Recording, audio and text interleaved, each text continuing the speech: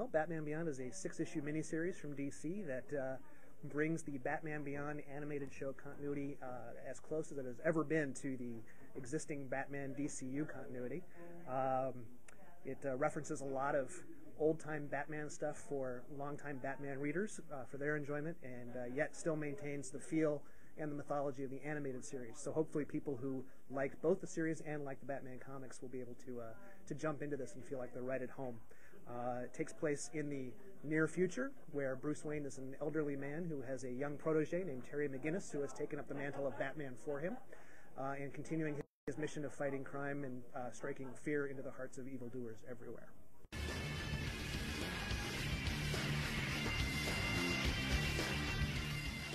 It takes place after the series proper, but before Terry McGinnis' last appearance in animated continuity, which I think had to do with the Justice League.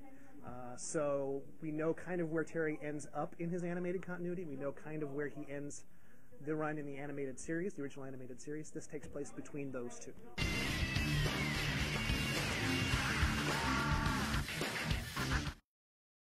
Well, I've had some experience doing that because my first jobs in comics for DC were writing for books that were based on animated series, whether it was Teen Titans Go or Justice League Unlimited.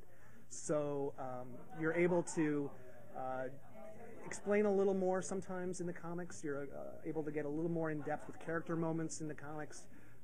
But generally what you're trying to do is appeal to the people who were fans of the animated series in the first place. So you're trying to maintain that feel, maintain that mythology in such a way that they're going to want to pick up the book and feel like they understand what's going on.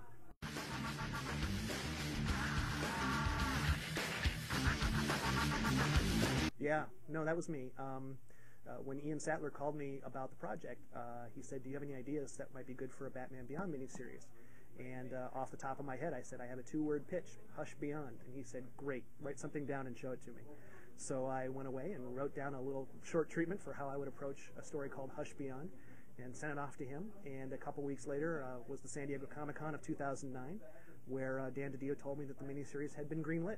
So then it was just a matter of sitting down and writing it, making it work. But to me it seemed like a natural concept to bring this character that is so identified with today's Batman continuity into the Batman Beyond continuity as a way of tying the two of them together like they haven't really been to this point.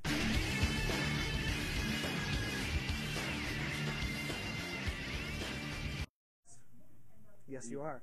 How many of them make it out of the miniseries alive remains to be seen. You've already seen some of that in the first issue. It also remains to be seen if this is the original Hush or not. It may just be a complete coincidence that somebody has been assigned this name by the media, or it may have something that's even closely tied, more closely tied to Tommy Elliott than we know.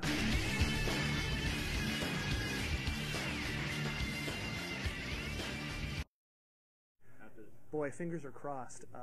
Last week we got the great news that the first issue had sold out, which indicates that there's a lot of interest in the book. It's going back to press for a second printing.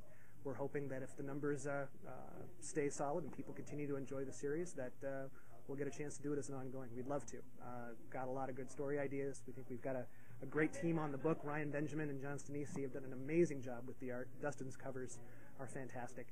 And there's only more good stuff to come. So hopefully we get the chance to stay with the character for a long time and tell a lot of different kinds of stories.